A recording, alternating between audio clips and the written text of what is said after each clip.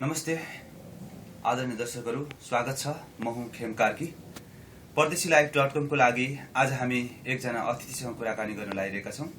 दक्षिण कोरियामा 2013 को सलनालको अवसरमा नेपालबाट विभिन्न ख्यातिप्राप्त कलाकारहरू आएर सांगीतिक प्रस्तुतिहरू भएका छन्। यही सांस्कृतिक कार्यक्रमसँगै दक्षिण कोरियाको किममा पनि एउटा सांस्कृतिक कार्यक्रम सम्पन्न भएको छ। यो मन त मेरो नेपाली हो नाम दिएको। सो सांस्कृतिक कार्यक्रममा आउनुभएका एकजना अतिथि हुनुहुन्थ्यो, उहाँलाई स्वागत गर्ने क्रममा छौँ। उहाँ हुनुहुन्छ विष्णु सापकोटा अर्थात् हर्के हलदार। म त खाइरहन्छु नि त अब। धन्यवाद छ तपाईँलाई। आजको यो कार्यक्रममा स्वागत छ तपाईँलाई। धन्यवाद। यो प्रोग्राममा मैले तपाईँले सोध्नुभन्दा नि मलाई एकदम छिटो म उत्साहित भएको छु। मैले जुन एउटा सोचेर आएको थिएँ, ओहो यो मेरो पहिलो होइन, यो दोस्रो हो मेरो विदेश यात्रा। जति मैले पहिला अर्को देश कतारमा गरेको थिएँ त्यहाँ पनि म राम्रै सफलै भएर आएँ। न कता कता कोरियामा फेरि अलिकति म असफल हुने हो कि एक किसिमको त्यो एउटा इक्जाम दिएको जस्तो मलाई फिल भइरहेको थियो कि। तर यति दर्शकहरूको माया पाएँ मैले विदेशमा पनि, यति खुसी लागिरहेछ कि साँच्चै भन्नुपर्दा त्यो चिज फेरि अहिले यहाँ पोखौँ जस्तो मलाई फिल भइरहेछ। एकदम खुसी छु म। एउटा कुनै त्यसको तपाईँलाई लागेको कुरा पोखरिहाल्नु के फरक पर्छ? कुन चाहिँ पोखौँ, लाउरेमा पोखौँ कि हर्के पोखौँ? हर्केबाट सुरु गरौँ। जसले जे भने पनि हस भनी मान्छ, को आफ्नो को बिरानो सबलाई आफ्नो ठान्छ, उल्टो सुल्टो जे गरौँ नानी हुन्छ तयार, आयो हर्के हलदार, आयो हर्के हलदार। अब यस्तै हो। अब गीतबाट भन्दा पनि मलाई एउटा जोक्स सुनाउनु मलाई हर्केको सुनाइहाल्नु। म के भन्न चाहन्छु नि, चाहिँदैन मलाई ठुलो सहर, चाहिँदैन मलाई ठुलो सहर, गाउँ भए पुग्छ, उहाँहरू सबैको मनभित्र आँट्ने ठाउँ भए पुग्छ। यस्तै हो। जस्तो यो हर्के हलदार, यो कान्तिपुर टेलिभिजनबाट आउने हर्के हलदार टेलिसिरियलबाट तपाईँ जुन यो हर्के हलदारको रूपमा चिनिनुभयो, यो एउटा कन्सेप्ट कसरी विकास भयो? कसरी यो हर्के हलदार भन्ने पात्र जन्मियो?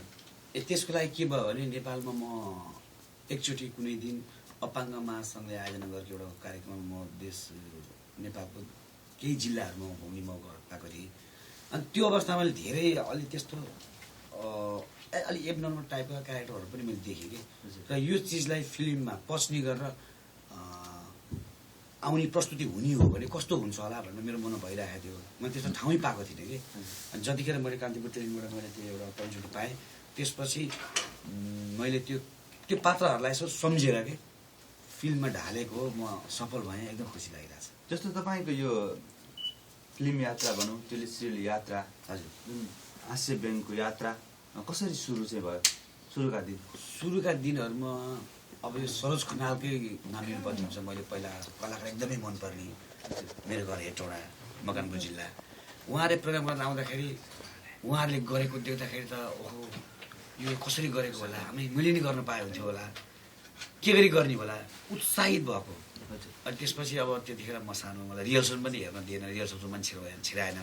पछि जब मैले त्यो ड्रामा उहाँको हेरेपछि एकदम इन्ट्रेस्ट लाग्दै गयो।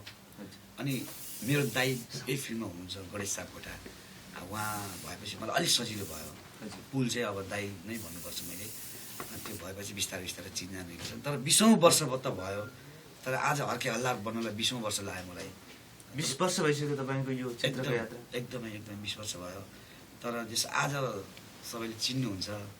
हर्के हलदारले तपाईँलाई धेरै चिनाइदियो? हर्के हलदारले तपाईँलाई? हजुर, पहिला मैले खेलेको छु, चलचित्रहरू पनि खेलेको छु। त्यसबाट भन्दा हर्के हलदारबाट म चाहिँ अहिले जे होस् सबैको मनमा बस्न सफल भएको छु। एकदम खुसी लागिरहेको छ। जस्तो अब यो नेपालमा टेलिफिल्महरूमा चाहिँ यात्रा गरेर बस्दा, त्यसमा काम गर्दाखेरि घुम्दा जति पनि बनाउनुहुन्थ्यो, खेल्नुहुन्थ्यो, दर्शकहरू पाउनुहुन्थ्यो। अनि यो विदेश आएपछि जुन नेपाली दर्शकहरू फेरि पाउनुभयो, त्यहाँको दर्शक अनि यहाँको दर्शक, तपाईँले गर्ने कार्यक्रमहरूको अन्तर कस्तो छ? अब अन्तर खासै धेरै अन्तर चाहिँ होइन। एक किसिमको नेपालमा भन्दा नि नेपाल बाहिर चाहिँ को जुन एउटा माया हुन्छ नि, त्यो चाहिँ अझ अगाडि हुँदो रहेछ कि। किनभने मैले पनि त नेपाल छोडिसकेको हुन्छु त्यतिखेर। त्यो प्लेनमा सुनिँदाखेरि म यो फलानु देश जाँदैछु अनि त्यहाँ गएर मैले के गर्ने त अब एक किसिमको म पनि नयाँ नै हुन्छु नि त्यतिखेर। अनि जब गएर त्यो प्रोग्राम गरेर चाहिँ त्यो स्टेजमा चढिसकेपछि त्यो हुटिङ त्यो आफूले आफ्नो प्रस्तुतिबाट चाहिँ जब उहाँले चाहिँ एक्सेप्ट गर्नुहुन्छ अनि जब उहाँले एक्सेप्ट गर्ने बित्तिकै त एकैचोटि त्यो पैतालबाट जिरिर भएर इनर्जी आइदिने कि र त्यो माया के एकदमै प्यारो हुँदो रहेछ। तर त्यस्तै गरी अब आखिर नेपाली हो जहाँ गएर हामीले प्रोग्राम गरे पनि नेपालीको माया नेपालीलाई त अवश्य गर्नैपर्छ हुनैपर्छ। तर एकदम गहिरो माया हुँदो रहेछ क्या अनि टाढाबाट आएको टाढा नेपाली। जस्तो हामी यही जुन कार्यक्रम थियो कार्यक्रम पछिको जो हाम्रो अन्तर्वार्ता त्योसँगै पनि हेऱ्यौँ यो कार्यक्रमसँग हामी सम्बन्धित पनि छौँ। केही दर्शकहरू एकदमै चाहिँ खुसी देखिए तपाईँको यो कार्यक्रमसँग। त्यसलाई कसरी तपाईँले आफूले चाहिँ कसरी हेर्नु कसरी हेर्दिनँ जब दर्शकहरूले मलाई माया दिएर उत्साहित भएर हाँस्नुभयो र क्ल्यापिङ गर्नुभयो नि त्यसपछि अब म के भन्ने होला त। ओहो यति कुरामा यति हाँसिदिनु भएको छ अब मेरो हँसाउने त अझ चिज धेरै बाँकी छ। कहाँबाट सुरु गरेर कहाँ गएर अन्त्य गर्ने हो म चाहिँ तलमाथि त्यो ब्यालेन्स मिलाएर लिएर गएँ कि। अब मैले चाहिँ के सोचेँ भने अलिक धेरै हाँस्ने कुरा पहिला दिउँ कि अलिक कम हाँस्नेबाट सुरु गरौँ कि भनेर भने तर धेरै नै उत्साहित हुनुभयो धेरै खुसी हुनुभयो साँच्चीकै त्यतिखेर त अब के भन्ने भने त्यो हामीलाई त अब त्यो हर्षको वर्षा हुन्छ नि त्यतिखेर। जस्तो आयोजकहरू अनि दर्शकहरू जुन हामीले प्रतिक्रियाहरू पायौँ उनीहरू पनि एकदमै चाहिँ खुसी देखिन्थे किनभने कलाकारहरू पनि नेपालबाट हामीले थोरै नै थियो तर पनि एउटा सबै कलाकारहरूको अभिनयलाई चाहिँ माथ गर्ने गरी उहाँले धेरै किसिमको भर्सटाइल प्रस्तुतिहरू चाहिँ थोरै कलाकारबाट पाइयो भन्ने पनि थियो। आगामी दिनमा तपाईँको चाहिँ एउटा हर्के हल्दारसँगै अबको प्रस्तुतिहरूमा कस्ता किसिमका परिवर्तनहरू आफूले चाहिँ गर्नुपर्छ भन्ने लागेको छ? मैले अब हर्के हल्दार भन्ने एउटा क्यारेक्टर छ जुन टाइटल रोल त्यो चाहिँ परिवर्तन हुन सक्दैन। त्यो त्यही ड्रेस नै हुन्छ त्यही उसको एक्टिभिटिजहरू त्यही नै हुन्छ। त्यसपछिको त्यो मैले गरेको लाउरुबा भन्ने क्यारेक्टर म यो डबल रोल त्यसमा बरु मैले केही चेनफेन गर्न सक्छु। त्यो हर्के हल्दार भन्ने पात्र चाहिँ त्यो त्यही नै रहन्छ यथावतै रहन्छ। अनि मलाई कान्तिपुर टेलिभिजनले पनि के कहिलेकाहीँ मलाई सुझाव सल्लाह दिनुहुन्छ उहाँहरूले कस्तो खालको भने तपाईँमा प्रतिभा छ तपाईँ अरू क्यारेक्टर पनि धेरै गर्नु भन्नुहुन्छ। अनि म आफैलाई त्यति गर्न इच्छा भइरहेको छैन कि एउटै पात्रले धेरैवटा गर्दा पनि फेरि अलिकता खल्लो होला कि दर्शकमा त्यस्तो पर्ला कि ब्याड इम्प्रेसन पर्ला। अब यही चिजलाई अलिकता राम्रो किसिमबाट अगाडि बढाउँछु भन्ने मेरो मनभित्र छ। जस्तो हास्य ब्याङ्कमा चाहिँ अहिले एउटा के चाहिँ आशा गरिएको छ भने सकेसम्म चाहिँ त्यसका चाहिँ हँसाउनको लागि पनि हामीले चाहिँ जबरजस्त पनि नहोस् त्यसमा चाहिँ जस्तो अलिकति शब्दहरू पनि सकेसम्म अलिकति भल्गर मानिने शब्दहरू श्रृङ्खल शब्दहरूको जुन प्रयोग हास्य व्यङ्ग्यमा हुने गर्छन् त्योभन्दा पनि बढी बरु राजनैतिक विषयवस्तुहरू समसामयिक विषयवस्तुतिर जोड दाँजा चाहिँ राम्रो हुन्छ भन्ने एउटा कुरा आएको छ। तपाईँले कसरी लिनुभएको छ? अब यस्तो छ हेर्नु सर यो कुरा के हुन्छ भने प्रायः सबै हास्य सिरियलहरूमा व्यङ्ग्य बढी भइरहेछ कि। अनि हाम्रो सोच चाहिँ के भने एउटा हर्के हल्दार भन्ने एउटा सिरियल चाहिँ एउटा विशुद्ध एउटा गाउँमा कस्ता कस्ता चरित्रहरू बस्छन् कस्ता कस्ता पात्रहरू हुन्छन् र तिनीहरूको एक्टिभिटिजहरू कस्तो हुन्छ भनेर ती कुराहरूलाई यथार्थ पर्दामा उतार्न मात्रै खोजेको हामीले चाहिँ होइन। त्यो हर्के हल्दार भन्ने त्यो सिरियल हेरुन्जेलसम्म कुनै एकदमै समसामयिक विषयलाई लिएर इस्यु बनाएर हिजो यो घटना घट्यो यस्तो भयो भनेर जुन अरू सिरियलमा आइन्छ नि त्यो हामी गर्दैनौँ। खालि त्यो हेरुन्जेलसम्म आनन्द ल्याएर दर्शकहरूले चाहिँ त्यो होल्ड भइदिएदेखि होल्ड गराउन खोजिएको हो तर होल्ड हुन्जेलसम्म एक किसिमको रमाइलोपन आइरहोस् हो त्यही दिन चाहन्छौँ हामी। त्यो गाउँको परिवेश गाउँ परिवेशभित्रै बसेर हामीले गर्नुपर्ने हुन्छ र हाम्रो कान्तिपुर टेलिभिजनसँग पनि फेरि यस्तै किसिमका एग्रिमेन्ट र सर्तहरू राखेर चाहिँ यो प्रस्तुति गरिएको हो। यो पनि म उहाँहरूलाई जानकारी दिलाउँछु। तपाईँले एउटा कार्यक्रमको जस्तो प्रकारले एउटा सुरुमा चाहिँ फर्म्याट बनाउनु भएको छ हजुर त्यो फर्म्याट अनुसार लगिरहनु त्यही अनुसार लगेको छ र त्यही अनुसार जानै पर्छ हामी।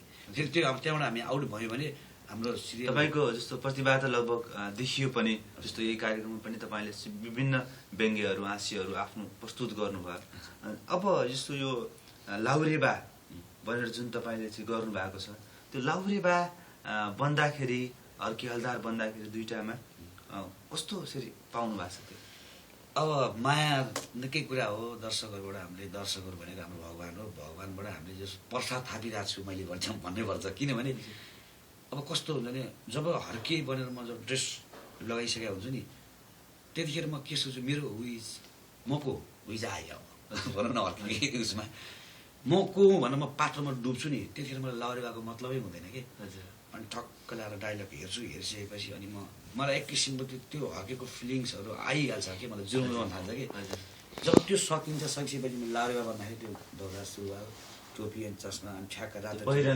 पहिरन लगाउने बित्तिकै अनि मैले त हरेक पल बाटुलीको फिलिङ कि बाटुली मसँग नजिकै भएको छ भने त्यो फिलिङ हुन्छ अनि त्यसपछि गरेर चाहिँ सुरु गरिहाल्छु कि म त्यस्तै गरी प्लस एक किसिमको कस्तो भने पात्रमा डुब्ने हो कि एउटा क्यारेक्टरमा पात्र डुबेपछि त्यो अटोमेटिकली त्यो भयो नि। हाँस्य क्षेत्र एकचोटि जुन यो जुर्मुराएर पनि आयो दर्शकहरूले पनि साह्रै मन पराउनुहुन्छ समय सापेक्ष पनि होला हाँस्न को मन पराउँदैन यो यस्तो विधा रोज्नु भएको छ।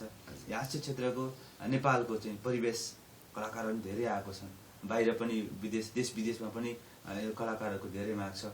यो हाँस्य क्षेत्रमा अब नेपालको हाँस्य क्षेत्र त्यो विधाहरूलाई तपाईँले कसरी लिनु भएको छ? पहिला चाहिँ अलिकति यो क्षेत्रमा अब एक त आउनै गाह्रो भयो आइसकेपछि ओहो म कहिले स्थापित हुने होला कहिले चिनिने होला मलाई कहिले दर्शकको माया पाउने होला त्यो भइरहेको थियो। अनि पैसा आर्थिकका कुराहरू आउँछ नि त अब यहाँ निरन्तरता दे गर्नुपर्ने हुन्छ अनि साह्रै दुःख र कष्ट भयो त्यतिखेरको अवस्थामा चाहिँ एकदमै दुःख पायो। अब त्यो हदै छैन अब त्यो दुःखको एउटा पराकाष्ठ पनि भयो मलाई तैपनि मैले यो फिल्ड छोड्नै सकिनँ के भयो यस्तो किसिमको एउटा मोहनी लाग्दो रहेछ। अनि बिस्तारै भएपछि मैले बिस्तारै काम पाउन थालेँ बिस्तारै एक्लै अर्कोलाई फिल्म गर्न लिन थाल्यो। अनि हुँदै गएपछि अहिले चाहिँ मलाई के भएको छ भने अर्को आर्थिक कुराहरू पनि जस मलाई पुगेको छ म सन्तुष्ट हुनुहुन्छ क्षेत्रमा लागेर सन्तुष्टि छ। जस्तो अलिकति हामी यो लाउरे बाको पनि तपाईँको पर्फर्मेन्स पनि हाम्रो दर्शकलाई हामीले देखाउनु पर्छ। तपाईँ यो लाउरे बा बन्दाखेरि चाहिँ कसरी एउटा आफ्नो प्रस्तुति गर्नु भएको छ एउटा यही ड्रेसमा चाहिँ तपाईँलाई दुई रूपमा एकैचोटि प्रस्तुत गर्दा हाम्रो दर्शक पनि छ्याङ्ग हुनुहुन्छ किनभने हर्के हलदार पनि उयो हो लाउरे बा पनि उयो हो कसरी प्रस्तुति गरेको छ एउटा लाउरे बालाई पनि यहाँ हामीले बोलाउन चाहन्छौँ एकचोटि। लाउरे बा बन्नुपर्ने हो होइन। लाउरे बा बन्दाखेरि म अहिले यतिखेर म कोरियामा छु। हजुर अब कोरियामा मैले प्रस्तुति मैले हिजो देखाएको मलाई उत्साह उमङ्गको कुराहरू मैले व्यक्त गरिसकेँ। लाउरे बा भन्दाखेरि चाहिँ मैले ठक्कर चस्मा लगाएपछि मैले अहिले भने फिलिङको कुराहरू आउने बित्तिकै मलाई बाटुली वरिपरि मेरो भएको मलाई फिल हुन्छ। म के भन्न चाहन्छु भने एक पछि दुई हुन्छ दुई पछि चार एक पछि दुई हुन्छ दुई पछि चार आँखा जुधेपछि हुन्छ भन्छन् प्यार कोरिया आएको एक हप्ता भइसक्यो एउटा आगासीसँग नि आँखा जुधेर यार यसरी प्रस्तुत हुन्छ लाउरे। जस्तो नेपालमा अब यो तपाईँले हाँस्य त गर्नुभयो हजुर तपाईँ अब 20औं वर्ष लाग्यो पनि एकदम चाहिँ अहिले पनि भर्खरको युवा जस्तो देखिनु भएको छ। अनि यो आकाशीहरू चाहिँ कस्तो लाग्यो त कोरिया? अब त्यो त हामीले एक किसिमको त्यतिखेरको फिलिङ हो हाम्रो सबैजना वरिपरि छन् जस्तो एक्टिङ गरिदियो। खास कोरियन केटी आकाशी भनेको भनिँदो रहेछ। उहाँहरू पनि 2-4 जना हेर्न आउनु भएको थियो। अनि दर्शकहरू अरू हामी नेपाली दर्शक हाँसेको देख्दाखेरि अरू हाँसे देखेर चाहिँ उहाँहरू पनि हाँस्थे कि त्यो चाहिँ पाएको थिएँ मैले। त्यो चाहिँ पाउनु भयो बुझेर हाँस्या हो किन त्यो पनि मलाई थाहा छैन फेरि। होइन कति त अब कति यहाँ नेपालीसँग बिहे गर्ने कति त छेउमा बुझेर पनि थाहा पाउनुहुन्छ केही चाहिँ त्यस्तो पाइन्छ। र यो अहिले केही यो बहुसांस्कृतिक विवाहहरू सँगसँगै केही जान्ने पनि हुन्छन् भाषाको सिकी पनि रहेछन् त्यो आफ्नो ठाउँमा छ। जस्तो नेपाली श्रमिकहरू खासमा छन् हामी अन्तिमतिर छौँ कुराकानीको। श्रमिकहरू आएर चाहिँ विदेशमा बसिरहेका छन् काम गरिरहेका छन् भन्ने तपाईँले नेपालबाट जुन तपाईँहरूले पनि एउटा देख्नुहुन्छ थाहा पाउनुहुन्छ त्यसरी नेपालबाट आएका चाहिँ नेपालीहरू विदेशमा काम गरिरहेका छन् तपाईँहरूको चाहिँ हेराइ कस्तो हुन्छ? हेराइ कस्तो लाग्छ भने अब नेपालको स्थितिको कुरा गर्दाखेरि सबै पीडित देख्छु म आफै पीडित छु। अनि त्यो देख्दाखेरि विदेश गएर पैसा कमाएको एक किसिमको राम्रो लाग्छ कमाउनै पर्छ सुख पाउनुपर्छ जस्तो लाग्छ। तर आफ्नो देशलाई छोडेर यति टाढा आएको नेपालीहरूको दुःख देख्दाखेरि चाहिँ साँच्चीकै कता कटक खाँदो रहेछ। हजुर त्यो मलाई फिल पनि भयो मलाई त्यो सम्झिँदाखेरि अलिकति नरमाइलो टाइपको। तर के गर्ने बाध्यता हो अनि फेरि खुसी हुनुपर्छ भनेर त्यो कुरालाई पोजिटिभ लिन्छु होइन। पोजिटिभ लिँदाखेरि पोजिटिभ नै लिएर काम गर्नुपर्छ। त्यो मेरो यो भनेको अर्थले यसरी बाहिर बस्ने नेपालीहरूलाई मन पनि नदुखोस्, उसलाई त यस्तो हुँदो रहेछ, हामी गलत काम गरेनौँ भन्ने थिङ्किङ नहोस्। हामी राम्रैको लागि गर्ने हो, राम्रो हुन्छ, एक दिन फेरि देश गइहालिन्छ। यहाँ दुःख गरेर कमा पैसा चाहिँ बरु सही सदुपयोग गर्नु, धेरै खर्च नगर्नु, त्यो पैसाले आफ्नै देशमा गएर अनि आनन्दसँग बसेर टन्न खाएर जिउनी मोटाउने भने टाइम ओभर होइन गर्नु। त्यसो बुझ्योस्। जस्तो तपाईँ एउटा कलाकारको रूपमा सम्पूर्ण त्यो नेपाली कला क्षेत्र, नेपालको चाहिँ एउटा कला क्षेत्रको अवस्थालाई कसरी चित्रण गर्न सक्नुहुन्छ? सर्टकटमा हजुर, छोटकरीमा चाहिँ नेपाली कलाको अवस्था अहिले कस्तो छ? एकदमै राजनीतिक अवस्था भन्दा नि खत्तमै छ नि।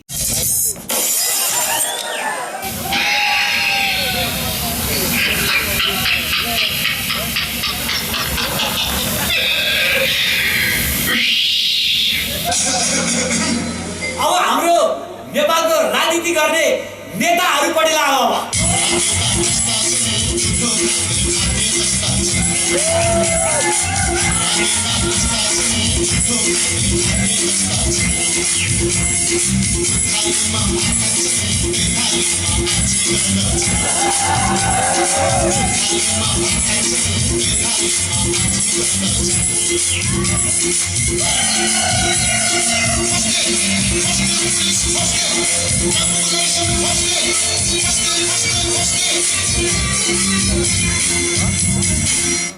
म त बाटो भइसक्यो नि। अब म त बस्या तर उडाइन्छु।